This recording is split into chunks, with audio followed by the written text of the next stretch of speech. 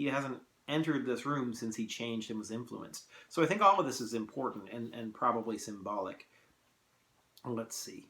It was a large, well-proportioned room which had been specially built by the last Lord Kelso for the use of the little grandson whom, for his strange likeness to his mother, and also for other reasons, he had always hated and desired to keep at a distance. It appeared to Dorian to have but little changed. There was a huge Italian cassone with its fantastically painted panels and its tarnished gilt moldings, in which he had so often hidden himself as a boy. There was a satinwood bookcase filled with his dog-eared schoolbooks. On the wall behind it was hanging the same ragged Flemish tapestry where a faded king and queen were playing chess in a garden, while a company of hawkers rode by carrying hooded birds on their gauntleted wrists. How well he remembered it all! Every moment of his lonely childhood came back to him as he looked round. He recalled the stainless purity of his boyish life, and it seemed horrible to him that it was here the fatal portrait was to be hidden away. How little he had thought in those dead days of all that was in store for him. There's some irony there, but we've got this idea of stainless purity of youth, coming back, and that this is the place that's going to hold the picture. I mean, Oscar Wilde makes the same observations himself.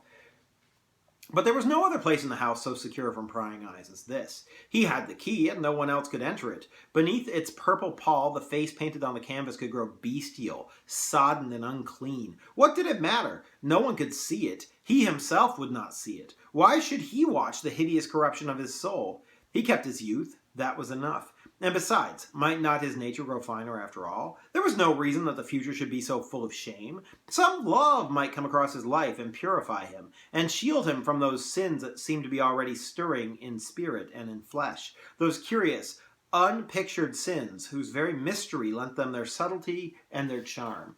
Perhaps someday the cruel look would have passed away from the scarlet sensitive mouth, and he might show to the world Basil Hallward's masterpiece. No. That was impossible. Hour by hour and week by week, the thing upon the canvas was growing old. It might escape the hideousness of sin, but the hideousness of age was in store for it. The cheeks would become hollow or flaccid. Yellow crow's feet would creep round the fading eyes and make them horrible. The hair would lose its brightness. The mouth would gape or droop or would be foolish or gross, as the mouths of old men are. There would be the wrinkled throat, the cold, blue-veined hands, a twisted body that he remembered in the grandfather who had been so stern to him in his boyhood. The picture had to be concealed. There was no help for it. "Bring it in, Mr. Hubbard, please," he said wearily, turning round. "I am sorry I kept you so long. I was thinking of something else." "Always glad to have a rest, Mr. Gray," answered the frame-maker, who was still gasping for breath. "Where shall we put it, sir?" "Oh, anywhere. Here, this will do. I don't want to have it hung up. Just lean it against the wall. Thanks." "Might one look at the work of art, sir?" Dorian started. "It would not interest you, Mr. Hubbard," he said, keeping an eye on the man. He felt ready to leap upon him and fling him to the ground if he dared lift the gorgeous hanging that concealed the secret of his life. "I shan't trouble you any more now. I am much obliged to you for your kindness in coming round." Not at all, Mr. Gray. Ever ready to do anything for you, sir." And Mr. Hubbard tramped downstairs, followed by the assistant, who glanced back at Dorian with a look of shy wonder in his rough, uncomely face. He had never seen anyone so marvelous. I mean, we get these little moments, right? Like, Mr. Hubbard wants to come and see Dorian because there's something pleasant in seeing Dorian. This rough helper of Mr. Hubbard's is amazed by Dorian. There's something perfect about him in his physical beauty, and that's going to last forever. It's the idea of innocence, the lure of innocence. When the sound of their footsteps had died away, Dorian locked the door and put the key in his pocket. He felt safe now. No one would ever look upon the horrible thing. No eye but his would ever see his shame. On reaching the library, he found that it was just after 5 o'clock, and that tea had already been brought up. On a little table of dark perfumed wood, thickly encrusted with nacre, a present from Lady Radley, his guardian's wife, a pretty professional invalid who had spent the preceding winter in Cairo, was lying a note from Lord Henry, and beside it was a book bound in yellow paper, the cover slightly torn and the edges soiled. That tells you that this book has been read a lot. A copy of the 3rd edition of the St. James Gazette had been placed on the tea tray. It was evident that Victor had returned. He wondered if he had met the men in the hall as they were leaving the house, and had wormed out of them what they had been doing. Paranoia again, right? He would be sure to miss the picture, had no doubt missed it already while he had been laying the tea things. The screen had not been set back, and the blank space was visible on the wall. Perhaps some night he would find him creeping upstairs and trying to force the door of the room. It was a terrible thing to have a spy in one's house. He had heard of rich men who had been blackmailed all their lives by some servant who had read a letter or overheard a conversation or picked up a card with an address or found beneath a pillow a withered flower or a shred of crumpled lace. He sighed, and having poured himself out some tea, opened Lord Henry's note. It was simply to say that he sent him round the evening paper and a book that might interest him, and that he would be at the club at 8:15. He opened the St. James languidly and looked through it. A red pencil mark on the 5th page caught his eye. It drew attention to the following paragraph. Inquest on an actress. An inquest was held this morning at the Bell Tavern, Hoxton Road, by Mr. Danby, the district coroner, on the body of Sibyl Vane, a young actress recently engaged at the Royal Theatre, Holborn. A verdict of death by misadventure was returned. Considerable sympathy was expressed for the mother of the deceased, who was greatly affected during the giving of her own evidence, and that of Dr. Burrell, who had made the post-mortem examination of the deceased. He frowned, and tearing the paper in two, went across the room and flung the pieces away. How ugly it all was, and how horribly real ugliness made things. He felt a little annoyed with Lord Henry for having sent him the report, and it was certainly stupid of him to have marked it with red pencil. Victor might have read it. The man knew more than enough English for that. Perhaps he had read it and had begun to suspect something, and yet, what did it matter? What had Dorian Gray to do with Sibyl Vane's death? There was nothing to fear. Dorian Gray had not killed her. His eye fell on the yellow book that Lord Henry had sent him. What was it? He wondered. He went toward the little pearl-colored octagonal stand that always looked to him like the work of some strange Egyptian bees that wrought in silver, and taking up the volume, flung himself down into an armchair and began to turn over the leaves. After a few minutes, he became absorbed. It was the strangest book that he had ever read. It seemed to him that in exquisite raiment and to the delicate sound of flutes, the sins of the world were passing in dumb show before him. Things that he had dimly dreamed of were suddenly made real to him. Things which he had never dreamed were gradually revealed.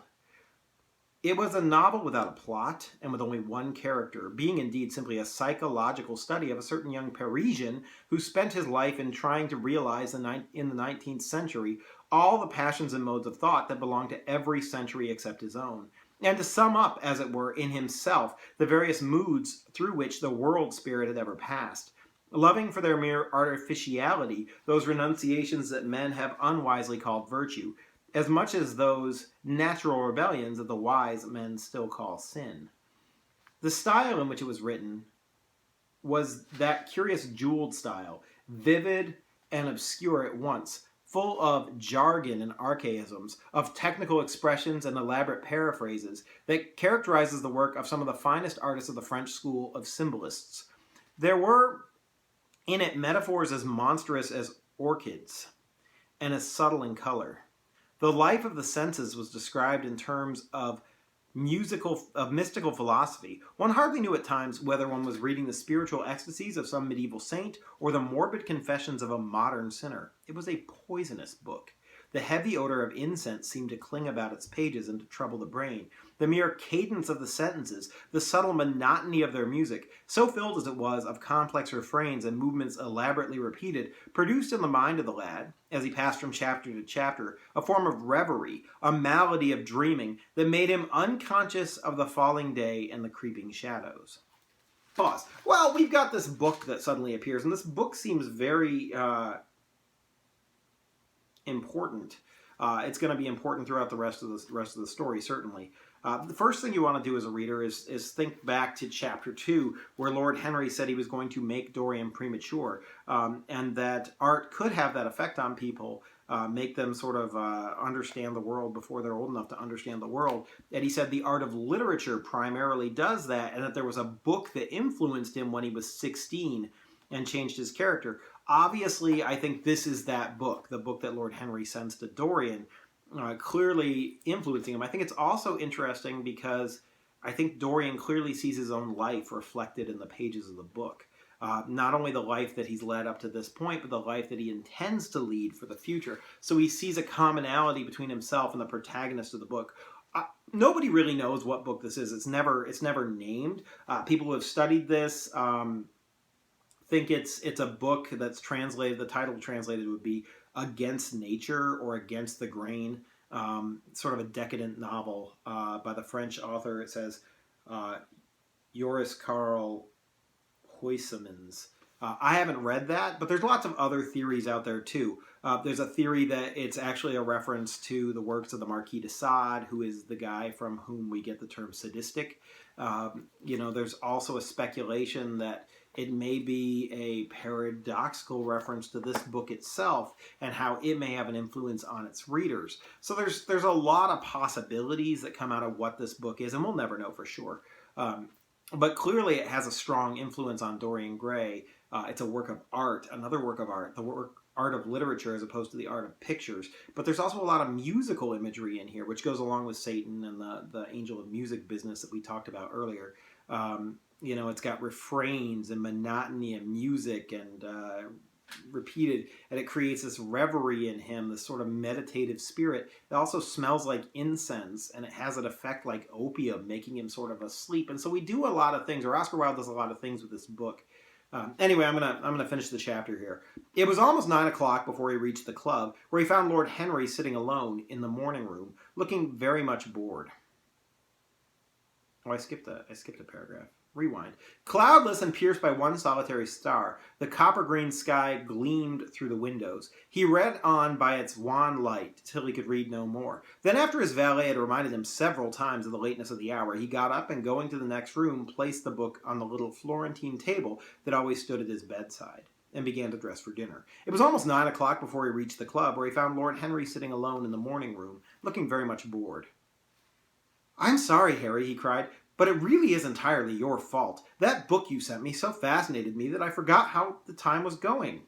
"Yes, I thought you would like it," replied his host, rising from the chair. "I didn't say I liked it, Harry. I said it fascinated me. There is a great difference." "Ah, you have discovered that," murmured Lord Henry, and they passed into the dining room. That's the end of chapter 10. That's the end of the story of Dorian Gray's youth. And it ends, interestingly, with him and Lord Henry walking off together and with him gaining knowledge. He didn't say he liked the book. He said it fascinated him. There's a great difference. The idea that there's a difference between liking something and being intrigued by it. He knows the book is a bad influence, but he's so intrigued by it that he's going to continue to be influenced by it anyway. Very much the same relationship that he has with Lord Henry, and the two of them go off together. And Basil is theoretically out of his life for maybe the long term. So lots of stuff going on. Oscar Wilde continuing to, create the dynamic shift in Dorian Gray. We can see paranoia starting to build up in him. We can see his desire for sensations. We can see all of that. Chapter 11 is going to be the montage chapter. We'll read that next time and do some work with that. Anyway, I hope you're all still doing well. Hope you're all healthy and happy. And I am. Things are going well here. I expect to be back tomorrow with another chapter for you.